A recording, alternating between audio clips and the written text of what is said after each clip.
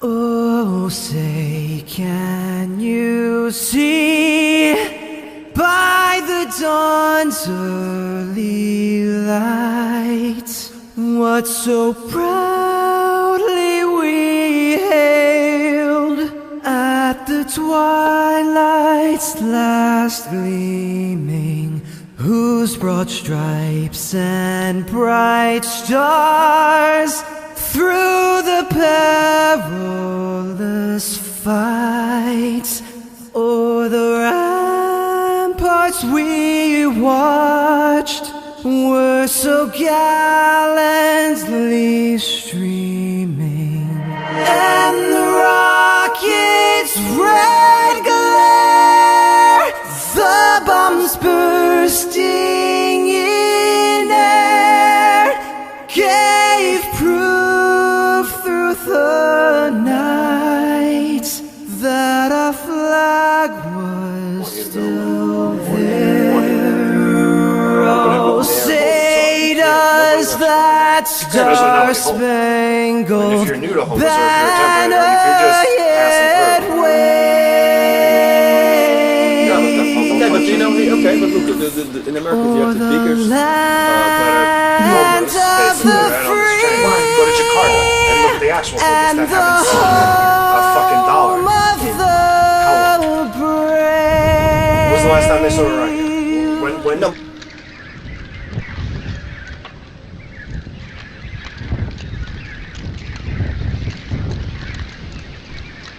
Depends on how short your stay as a homeless person is. Any exposure outside is going to equate you to a bad person. It's just the way it is. Homeless people aren't homeless because they're normal people. Homeless people are homeless because they're off to begin with. Not all of them had sad circumstances that fucking ruined their fucking lives. Some of them are just off because they're fucked. You have bad people around intrinsically looking to turn those people even worse. Yeah, but some people do have how do you call it, bad luck, really bad luck. If you listen to this. All right, but that person that's evil and who knows that there's going to be somebody that's just had bad luck, who doesn't understand how to survive in a situation where they're just there temporarily, is going to take you and temporarily take advantage of everything that they can from you. Any angle that they can work, they'll work. That's just the way it works. If they find out that you're naive, then your naivetes are going to be taken advantage of. Doesn't matter what country you're in or what land, it doesn't matter. No, I think in America it's a little bit more extreme. Maybe, but to say that at any other land, there's any other land where there's 100% chance that you can live outside without walls and a door and always be okay with people, that's not true. No. You can go anywhere, and there's someone that wants to do you harm for some reason or another, and to try to come up with a reason why they would want to do it or that's insane. I'm not that out there. You know what I mean? Like, you don't understand why it happens because you're not in that mindset. No, I talk to people. How.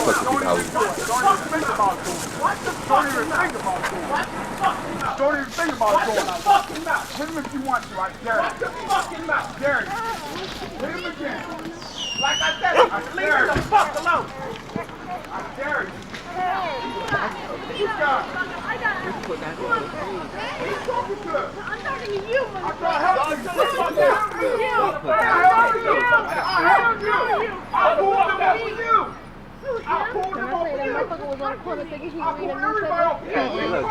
And I tried hard to be proud of my service, but all I could feel was shame. Racism could no longer mask the reality of the occupation. These were people, these were human beings. I've since been plagued by guilt anytime I see an elderly man, like the one who couldn't walk, who rolled onto a stretcher, told the Iraqi police to take him away. I feel guilt anytime I see a mother with her children, like the one who cried hysterically and screamed that we are worse than Saddam as we forced her from her home. I feel guilt anytime I see a young girl, like the one I grabbed by the arm, verbally dragging to the street. We were told we were fighting terrorists. The real terrorist was me, and the real terrorism is this occupation. And the ruling class, the billionaires who profit from human suffering, care only about expanding their wealth, controlling the world economy, understand that their power lies only in their ability to convince us that war, oppression, and exploitation is in our interest. Soldiers, sailors, Marines, airmen have nothing to gain from this occupation. The vast majority of people living in the U.S. have nothing to gain from this occupation. In fact, not only do we have nothing to gain, but we suffer more because of it. We lose limbs, endure trauma, and give our lives. Our families have to watch flag-draped coffins lowered into the earth. Millions in this country without health care, jobs, or access to education must watch this government squander over $450 million a day on this occupation. Poor and working people in this country are sent to kill poor and working people in another country to make the rich richer. And without racism, soldiers would realize that they have more in common with the Iraqi people than they do with the billionaires who send us to war. We need to wake up and realize that our real enemies are not in some distant land. They're not people whose names we don't know and cultures we don't understand. The enemy is people we know very well and people we can identify. The enemy is a system that wages war when it's profitable. The enemy is the CEOs who lay us off from our jobs when it's profitable. It's the insurance companies who deny us health care when it's profitable. It's the banks who take away our homes when it's profitable. Our enemy is not 5,000 miles away. They are right here at home. If we organize and fight with our sisters and brothers, we can stop this war, we can stop this government, and we can create a better world. The World Trade Center I used to go stockbound carrier like this. I used to go in the building maybe 2-3 times every day. In the morning and then in the afternoon again.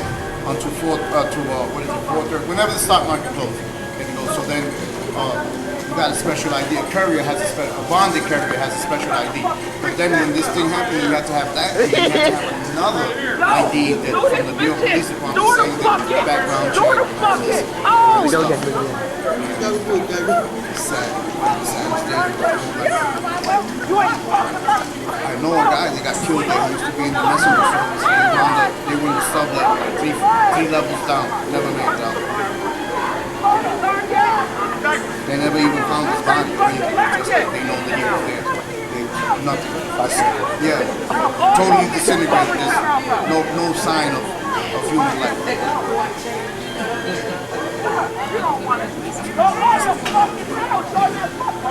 See, this is why I moved out of fucking Dover.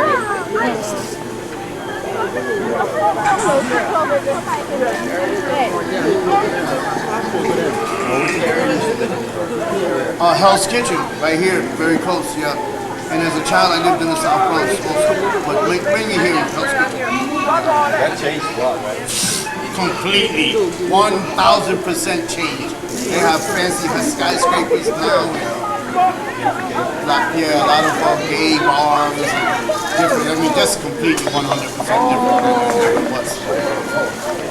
Before it was just like tenements, working class people, like that. And bad, a lot of crime too. Those days are over.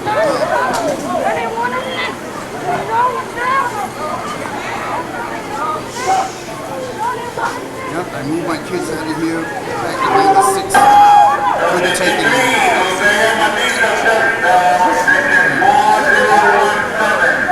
If you take all the working class people out, you place them to rich people, you get a really boring city. That's right. That's right. Yeah, and that's exactly what they're doing. Your favorite one is exactly what happened. They move all the poor people out. My aunt lives on 51st Street in Texas, 38 floors.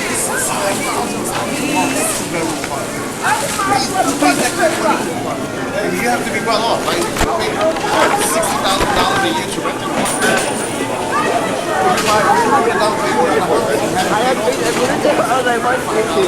I'm not never bored.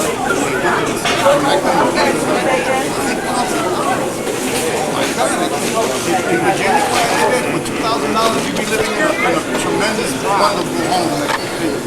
one little tiny apartment. $5,000 every month. That doesn't, it's just, even if you had the money, it just doesn't make sense economically, right? It's, you were about to buy a house or something.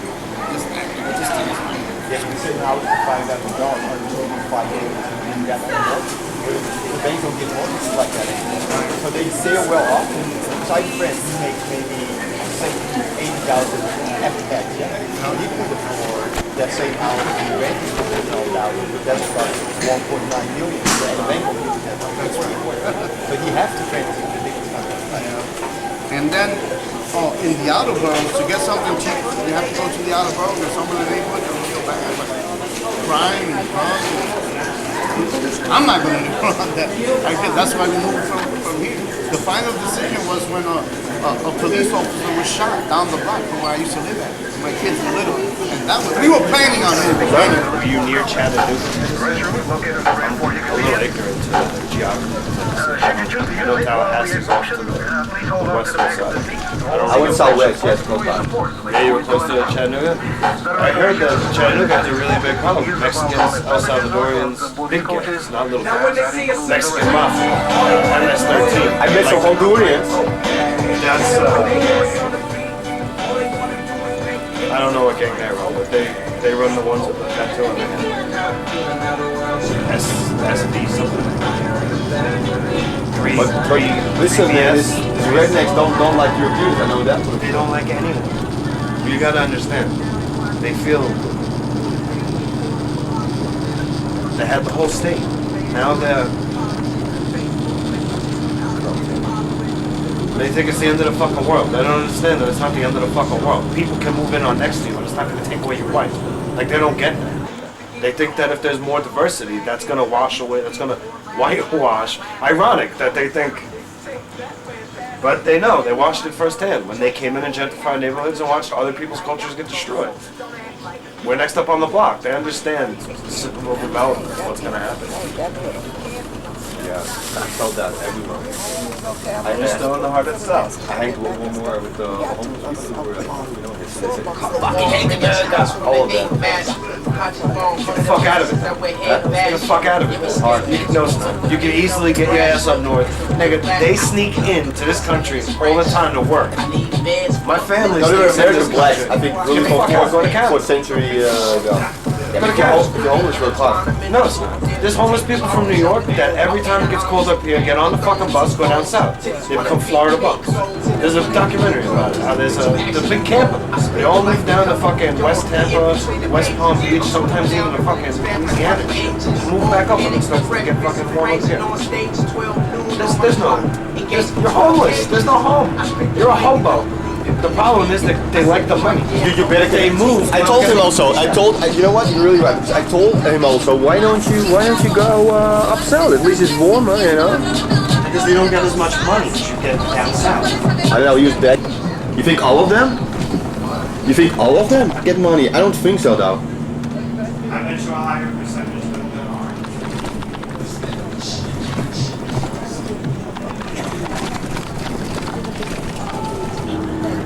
So, everyone must leave now.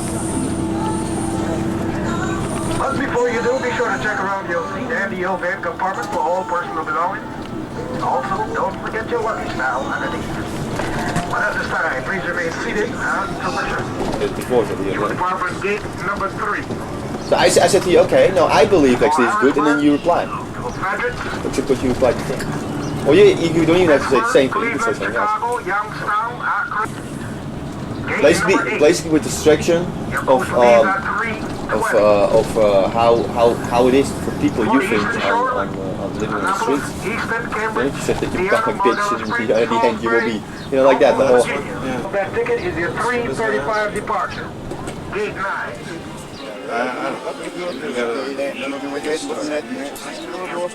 Okay, now I'll ask you something and then you could reply.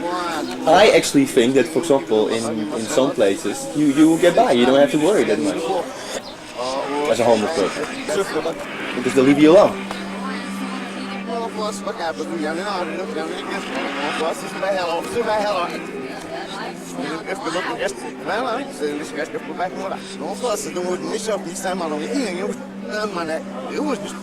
Not all of them had sad circumstances. Some of them were just off because of fuck. We have bad people around intrinsically looking to turn those people even worse. Yeah, but some people do have bad luck, really bad luck. Okay, listen to this. Right, but that person that's evil and who knows that there's going to be somebody that's just had bad luck, who doesn't understand how to survive in a situation where they're just there temporarily, is going to take you temporarily and take advantage of everything that they can. Any angle that they can work, don't work. That's just the way it works.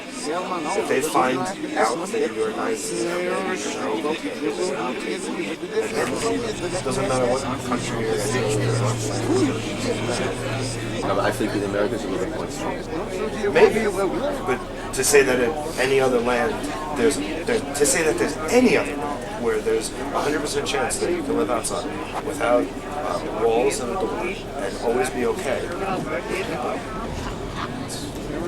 You can go anywhere, and there's someone that wants to do harm for some reason. To try to come up with a reason why they would want to do it, that's insane. I'm not that out there. You know what I mean? Like, you don't understand why it happens because you're not in that mindset. No, I talk to people how it works. Yeah, but even then, what you can understand, there's a fucking million things behind the wall of crazy that you can't understand. Why are they thinking the things that they're thinking? What they let you know is nothing compared to what they're holding back. Because they don't.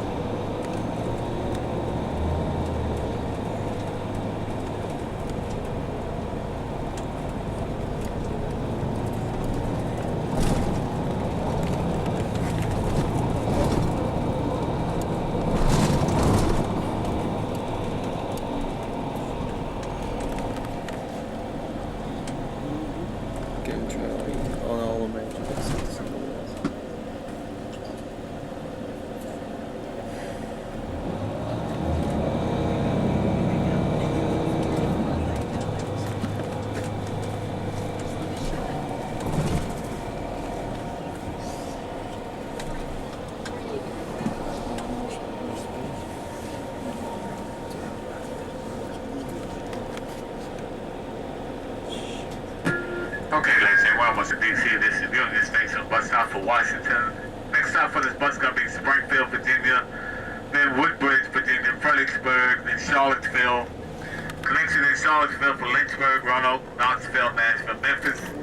For passengers, continue on with me if you want to get off, stretch your legs, smoke, or maybe use the restroom. I'd say 15 minutes, okay? About 15 minutes. If you need to get off the bus and stretch your legs, smoke, about 15 minutes. And in the meantime, I'm going to be loading up with some more passengers here at Union Station. That's going to continue on with us to Charlottesville, Lynchburg, Roanoke, Knoxville, Nashville by way of Springfield, Woodbridge, and Fredericksburg. This is Union Station. The bus stop race schedule is in Charlottesville, Virginia. I got a couple of rules you need to abide by. Smoking is not allowed. No loud music, of course, no drugs and alcohol. Cell phones, if you have them. Please put your cell phones on that vibrator mode. Trying to ring off your cell phone so you won't be disturbing the passengers around you. You might want to rest or sleep. And if you're going to be talking on your cell phone, please keep your conversation low as possible. Now, we do have some hatches in the top of the roof and the windows. You can push both of them open just in case we have an emergency. And while the bus is in motion, please hold on to the overhead racks of the seats for your safety. Next stop is going to be Springfield, then Woodbridge, and then Fredericksburg, and then this guy goes into Charlottesville. We'll have one change buses in Charlottesville. You know, I like ice.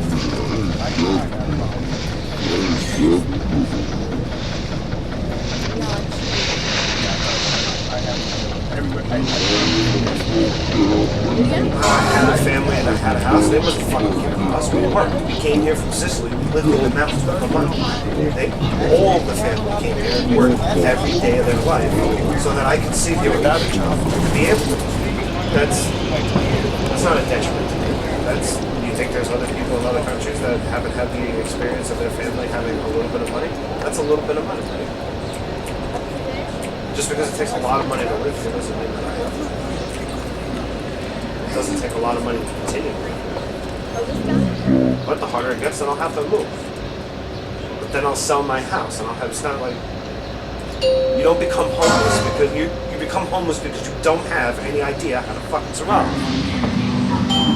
And then you learn how to survive in the street, which is not surviving. That's difficult. Why? I don't know. Have you ever been in the street? Yeah. When I was 17, I got pregnant with my son Zaya. I was living with my aunt, and when I told her I was pregnant, she told me that I couldn't. I couldn't have a child and stay in her household. It's not just survival. My mom was on drugs. I got kicked out, so... My parents said... Yeah, it's beyond survival. I was basically like... They set a restraining order on me, so I couldn't go 100 feet near my house.